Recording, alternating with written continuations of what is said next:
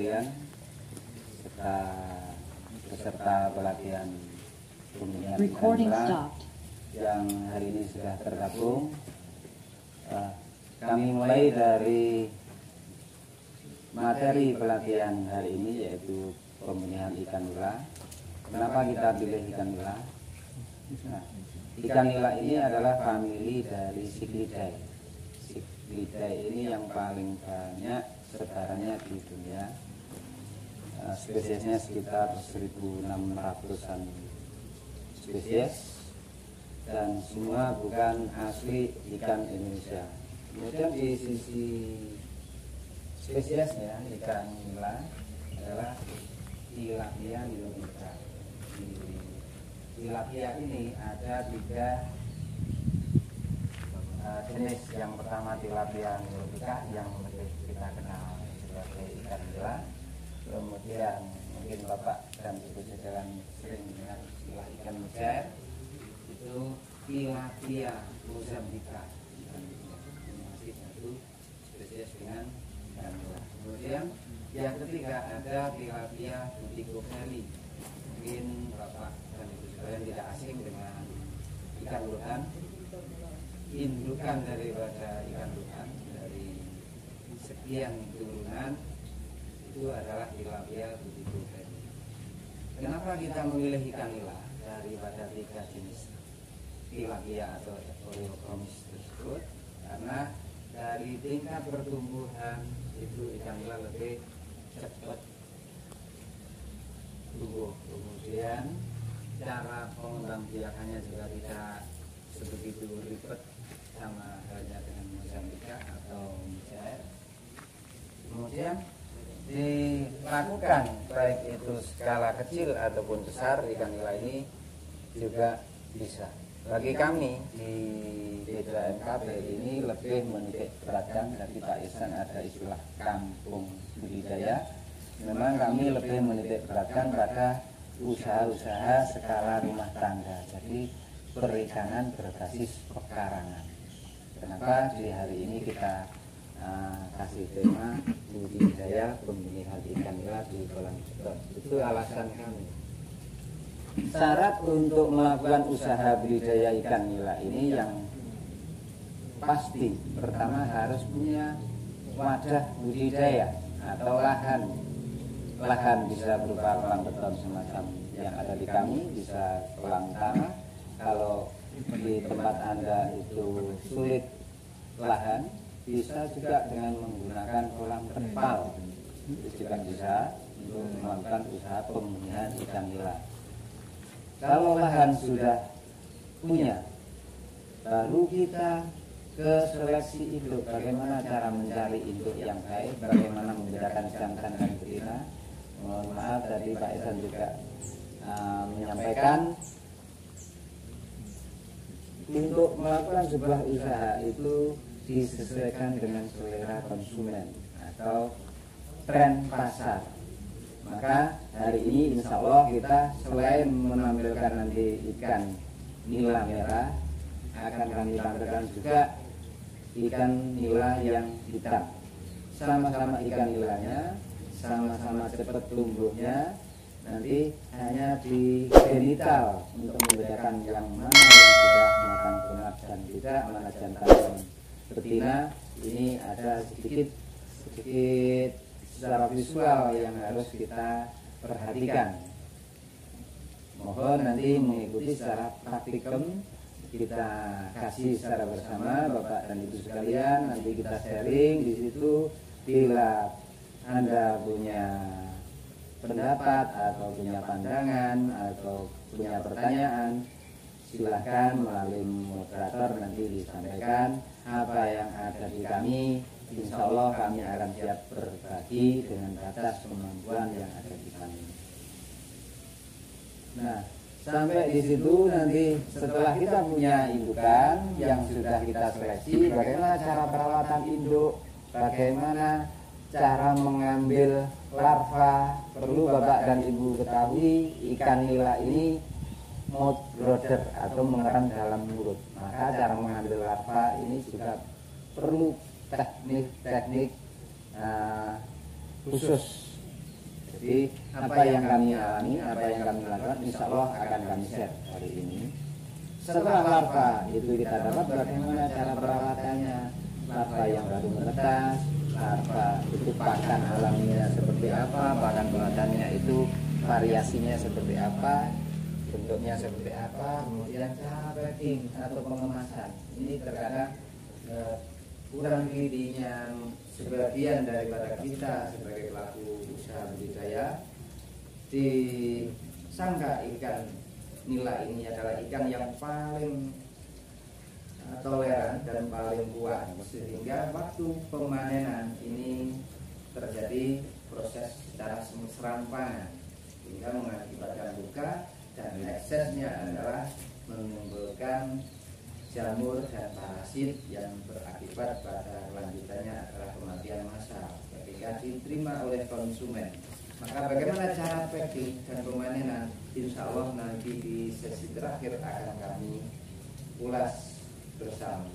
Demikian sebagai pembuka materi, Bapak dan Ibu sekalian, mohon bagi Anda yang penasaran seperti apa, ikuti terus sampai selesai Bapak dan Ibu sekalian, dan kami tunggu komentar, pertanyaan dan saran-saran dari Bapak dan Ibu sekalian. Saya yakin dari sekian ratus peserta pasti ada yang sebenarnya lebih alim, lebih mahir daripada kami.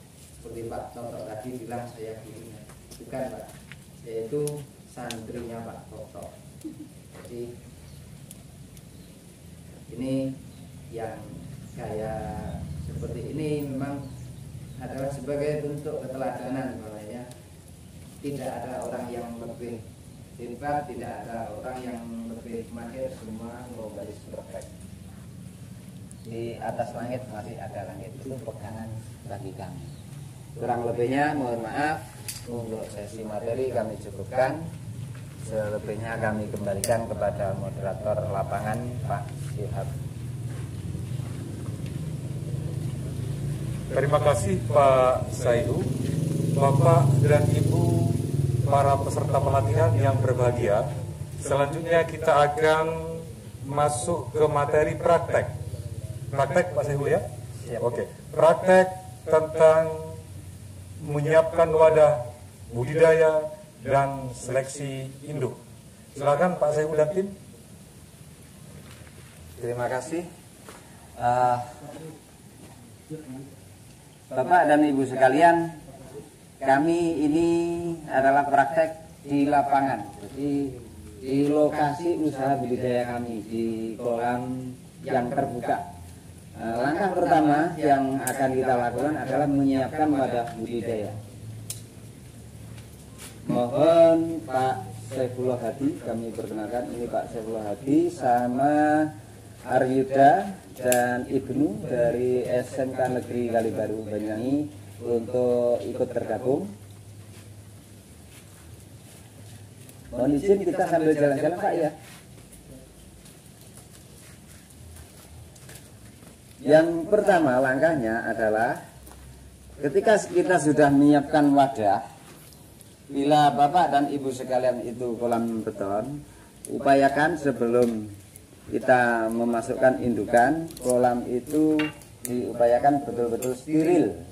Betul-betul steril. Cara sterilisasi kolam bisa kita lakukan dengan pengeringan minimal 2 atau 3 hari tergantung cuaca. Bila sudah kolam betul-betul steril, maka saluran outlet itu kita tutup. Kita menggunakan pipa paralon untuk menutup. Setelah saluran outlet itu kita tutup, baru saluran inlet kita buka. Kita buka, kita isi air. Untuk induk kita menggunakan ketinggian air sampai 60 cm di kolam beton dengan harapan untuk meningkatkan suhu. Suhu yang kita harapkan adalah suhu hangat untuk lebih merangsang percepatan terjadinya proses pemijahan. Baik, sambil nunggu air penuh Bapak dan Ibu sekalian peserta pelatihan hari ini, kita untuk seleksi induk, bagaimana cara kita mengambil indukan dan bagaimana jantan seperti apa, betina seperti apa, mari kita lihat. Tolong lebih keras ya. Iya masuk, bawakan nilai hitam kalian ya. Nanti kita kalian untuk identifikasi seperti apa nilai hitam itu jantannya dan betinanya. Tolong dimasukkan juga nilai hitam.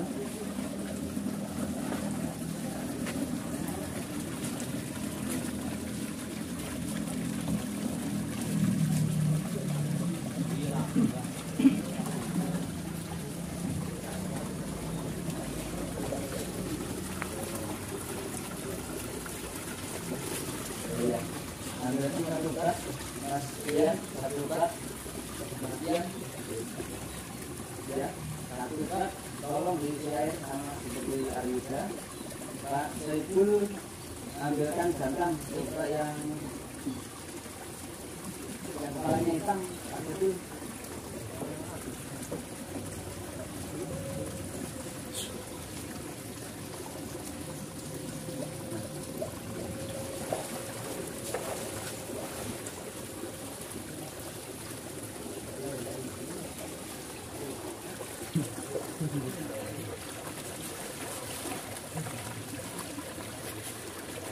Kemudian ambilkan lagi akak,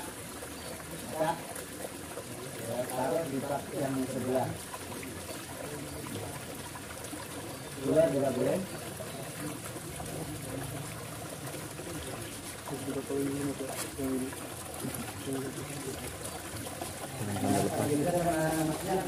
Bisa yang berbeda di sini.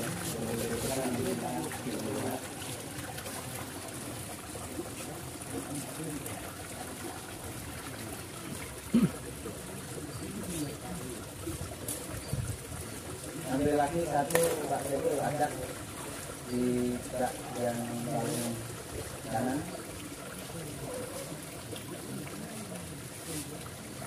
Kita ambil yang nilai hitam sekalian, nanti kita bedakan mana jantan dan betina. Dari sisi apa kita bisa membedakan jantan betina mana?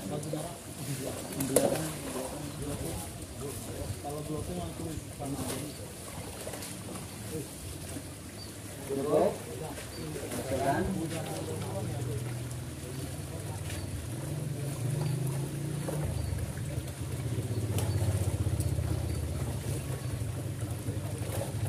Kamera mungkin bisa melihat di bak ya.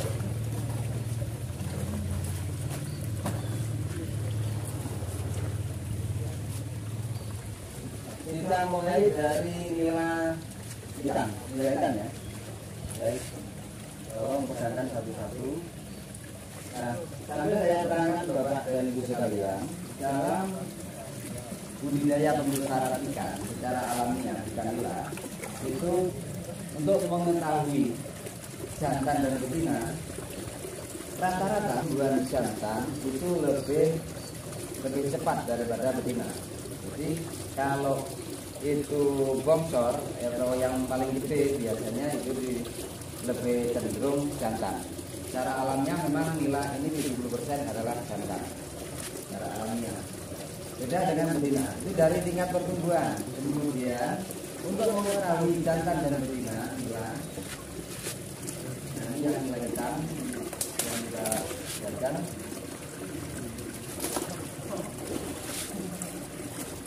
Dari body atau bentuk tubuh, kalau jantan ini lebih pipih, betina lebih akan bulat. Ini dari besarnya 2 kali lipat, tapi tebalannya hampir sama ya. Jadi jantan lebih pipih. Itu dari sisi body. Kemudian dari mulut, bentuk mulut, betina ini lebih jantan, mohon maaf. Jantan lebih tebal. Sekali lagi jantan lebih tebal daripada betina. Itu dari mulut. Kemudian dari sirip, jadi bisa dilihatkan sirip punggung ini.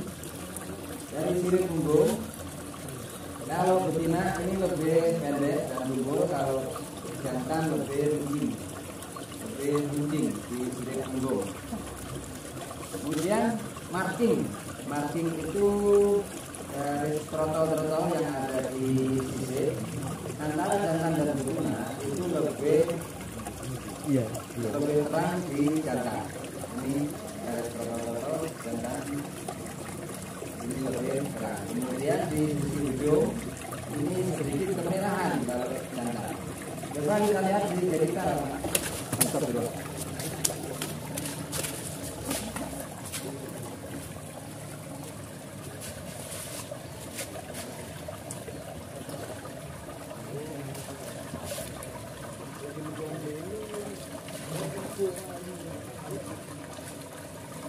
Dari sisi lamin, kalau betina, mohon maaf, tangan kiri ya, ini membulat, bentuknya membulat. Kalau sudah matang kelamin, warnanya sedikit kemerahan dan sedikit menonjol. Lain dengan jantan menonjol dan sedikit runcing. Ini jantan. Bila kita stripping, kalau betina sudah matang telur, maka akan keluar cairan warna kuning, bang merah. Tapi kita coba ya. Nah, ini kurang matang telur. Kalau jantan bila di stripping ke arah kelamin, maka akan keluar cairan bening. Sama tidak keluar ya? Nah, itu keluar. Nah, bedanya apa? Dari sisi cairan tadi, kalau kuning itu kita bisa mengidentifikasi bahwa sudah ada telur. Cuma karena kita konsepnya budidaya, proses stripping jangan terlalu sering kita lakukan. Itu untuk mengetahui. Demikian halnya nila merah, sama Bapak dan Ibu sekalian, seperti ikan nila hitam. Sama juga dari pertumbuhan, dari bodi, dari kelamin, dari sirip. Yang membedakan memang dari sisi warna. Membedakan hanya dari sisi warna. Kemudian membedakan jantan dan betina. Ikan jantan ini lebih terang secara umum. Kemudian kalau kita lihat di visual di kolam, ikan nila jantan itu ada istilah territorial habit. Jadi kalau ikan yang sering mengibas-ngibas di dasaran kolam, membuat semacam sarang, nah itu jangan dikira itu betina sedang mengerami, itu justru malah jantan. Bagaimana jantan ini merangsang betina yang siap matang telur untuk diajak memijah. Bapak dan Ibu sekalian, langkah berikutnya ketika kita sudah punya indukan, kita bagaimana cara perawatan indukan? Terlebih dahulu indukan itu kita masukkan ke kolam, kita timbang berapa berat keseluruhan untuk mengetahui biomasa daripada ikan indukan yang akan kita rawat. Dan langkah berikutnya berpengaruh kepada berapa persentase pemberian pakan. Sambil nunggu teman-teman melakukan usaha ini, nila hitam bisa diambil lagi Mas ya.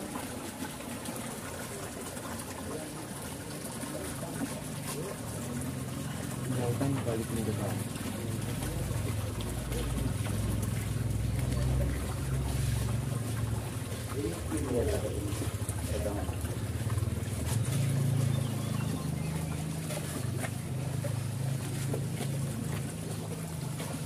Cara penimbangan induk, langkah pertama adalah blong atau media untuk penimbangan, kita isi air. Kemudian berapa volume air sama blong kita timbang terlebih dahulu. Airnya mungkin bisa dikurangi nggak sih?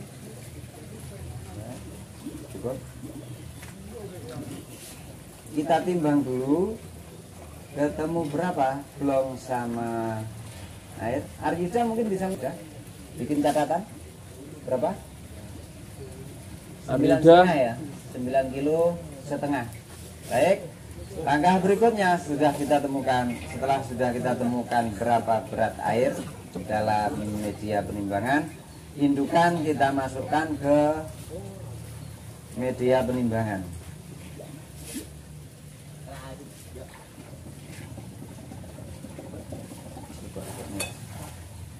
ditaruh dulu, timbangan ditaruh dulu, kemudian baru ikan dimasukkan satu-satu ya.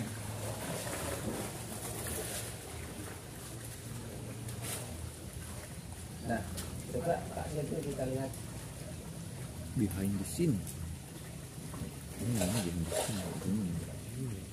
Sambil menunggu proses Bapak dan Ibu, ini contoh ikan nila yang sudah merah. Ini gede banget. Tadi kok saya lihat ada yang tumpah dulu. Maka kalau dalam hidup saya ini harus hati-hati. Tadi tumpah kita buktikan keluar dulunya. Ini kan terbuang sia-sia kalau nanti kita keluar itu kan ekstrim. Bagaimana nanti langkah kita untuk perawatan induk sampai pada pengerangan dan mengambil laba, terus ikuti acara pelatihan hari ini sampai selesai. Ini laris si kuda yang mana? Nah, siap untuk masak semua. Sebesar itu? Iya. Karena kita dibakar, lewat antar minta daftar. Bisa saya panggil? Boleh ntar jualin satu-satu.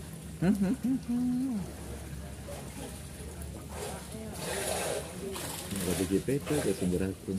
Masa ini di sini? Di sini.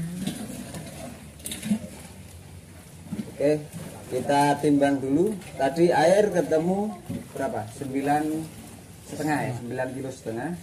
Sekarang kita timbang air sama ikannya. Ketemu berapa? 15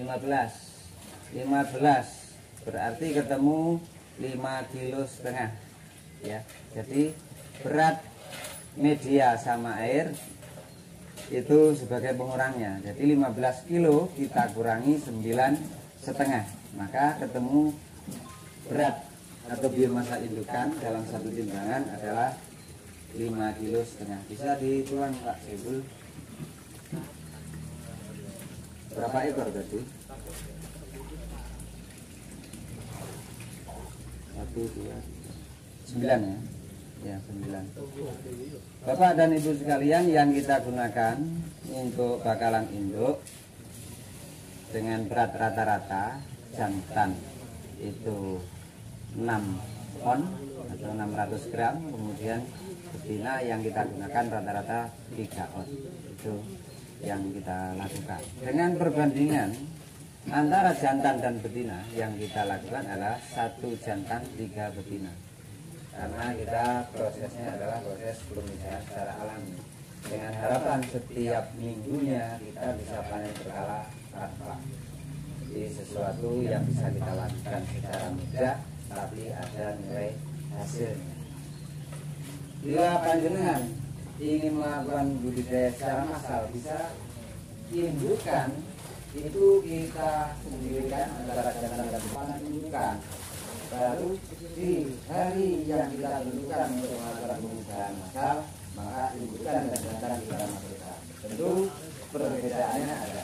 Yaitu kalau kita memindahkan secara massal, maka perbandingan antara jantan dan betina adalah 1:1.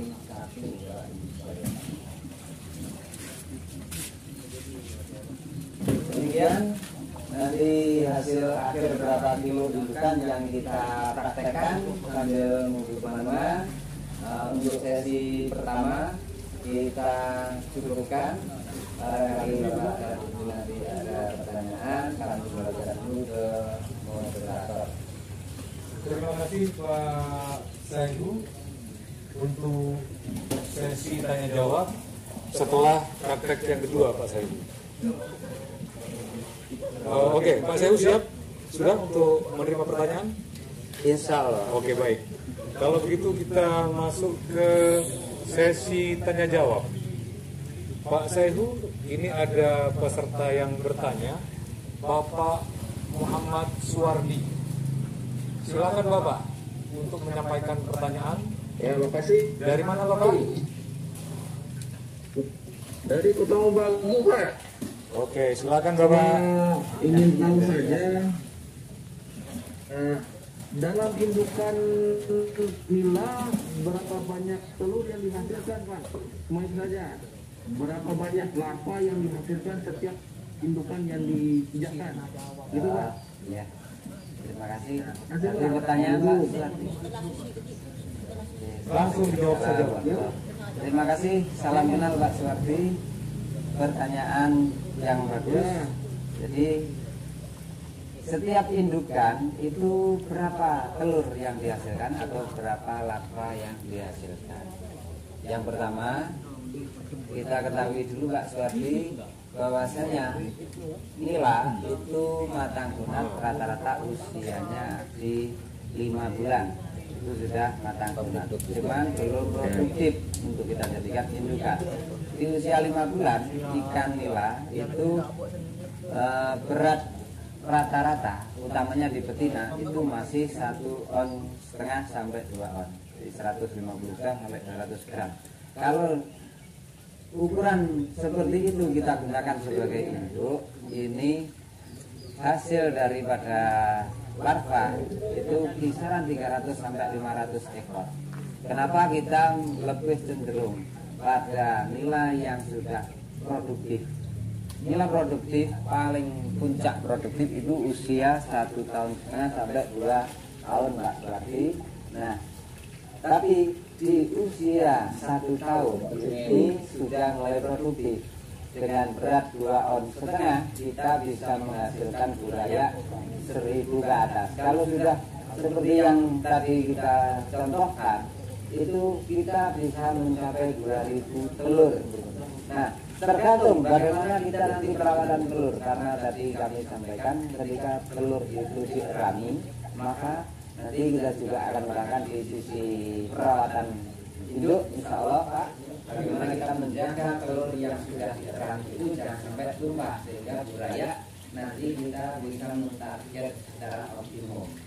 Jika nanti insya Allah juga akan kami sampaikan bagaimana cara mengambil buraya yang kami lakukan, yang kami anggap ini yang paling aman.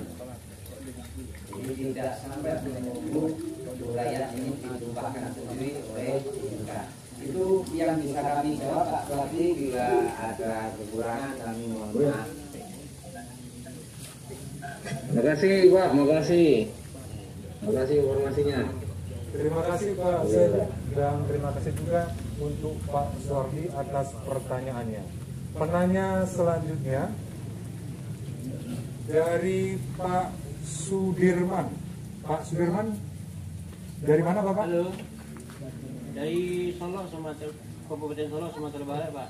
Luar biasa. Silakan sampaikan pertanyaannya Bapak. Ya, terima kasih. Ya, ini yang kami tanyakan Pak, materinya sangat bagus sekali. Ikan nila dan ikan mas gitu ya. Ini dalam meja tadi Bapak kan menggunakan kolam beton ya.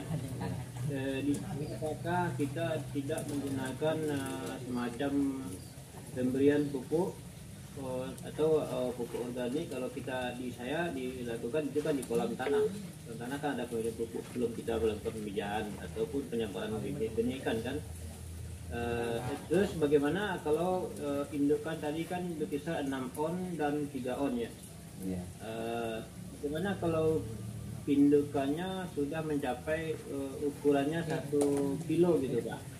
Apakah itu apakah efektif atau cuman di segi kualitasnya anakannya banyak tapi kualitasnya kurang bagus?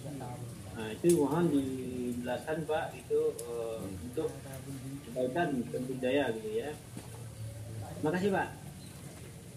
Baik, masuk Pak Sil ya. Silakan Pak. Pak Sudirman, Ketua KTNA Kabupaten Solo ya. Luar biasa Pak. Salam kenal dari kami pembudidaya di Banyuwangi Pak Sudirman. Ada 2 pertanyaan yang dari Pak Sudirman yang bisa kami tangkap. Yang pertama, karena kami usahanya di kolam beton dan Pak Sudirman ini usahanya di kolam tanah. Apakah kalau di kolam beton itu perlu proses pemupukan semacam di kolam tanah? Nah, kami jawab kalau kolam beton tidak, apalagi untuk induk. Nah, untuk larva juga demikian, maka kita kasih nanti larva dengan pakan alami. Kalau di kolam tanah mungkin berapa pukulan pengapurannya berapa persen per meter, berapa gram per meter, kemudian berapa pupuk kandangnya, berapa ureanya, seperti itu kan Pak Sudirman ya. Itu kita gunakan memang tujuannya untuk mineralisasi tanah dan sekaligus merangsang plankton baik itu ataupun suku. Ini Pak Sudirman ini yang sudah pengalaman di kolam tanah luar biasa. Karena kami di kolam beton kita tidak menggunakan itu, tapi ketika kita di pendederan Pak Sudirman, pendederan sama halnya seperti Bapak kita melakukan, karena pendederan kita lakukan di kolam tanah untuk memaksimalkan tingkat produksi benih yang kita target. Yang pertanyaan kedua Pak, jadi saya itu punya indukan, tadi dari Bapak ada contoh ikan 3 on sama 6 on. Nah, di saya ada 1 kilo. Nah, ini apa efektif untuk jadi induk? Jadi acuan yang pertama itu ada usia Pak. Kemudian dalam seleksi induk tadi juga disampaikan jangan sampai terjadi inbreeding. Ini untuk menjaga kualitas. Nanti ada juga istilah selective breeding, ini bagian para penyuluh nanti bagaimana selective breeding di ikan nila yang baik. Nah, yang penting di usia. Maka ketika kita memilih bakalan induk, upayakan induk itu yang paling bongsor. Dan ini ada satu kunci di garis melingkar. Boleh ditunjukkan ya? Boleh ditunjukkan. Ikan nila hitam sudah kembali tadi? Ya, nanti sambil jalan insya Allah Pak Sudirman ya. Nah, di garis lingkar ekor itu selalu nyambung, tidak ada putus. Jadi kalau Anda punya indukan nila hitam, kalau di Sumatera Barat yang banyak nila hitam Pak Sudirman. Nila hitam Pak, nila hitam. Ya, apalagi hitam itu untuk mengetahuinya lebih gampang. Di sisi ekor garis hitam yang melingkar itu tidak terputus, selalu nyambung, seperti membentuk seperempatnya obat nyamuk itu Pak. Jadi obat nyamuk kan melingkar-lingkar. Nah, itu tidak terputus di tengah. Nah, itu untuk mengetahui bahwanya genetisnya itu masih bagus. Itu untuk mengetahui. Nah, jadi kuncinya bukan dari berapa besar ukuran indukan, tapi berapa usia itu untuk mencapai produktif. Semakin bongsor sebenarnya itu semakin bagus. Saya punya indukan Pak Sudirman tadi nila hitam tadi yang kami tunjukkan itu usianya belum mencapai 2 tahun. Itu yang jantan 1 kilo 2 on ya. Iya, 1 kilo 2 on. Yang jantan, kemudian yang betina itu sudah 1,5 kilo up. Ini yang masih produktif. Kenapa di kolam ini indukan tidak sebegitu pesat pertumbuhannya? Karena memang kita target untuk produksi. Ya, di atau di waktu tertentu ikan ini malas untuk makan karena mengerami akan mempengaruhi tingkat pertumbuhan.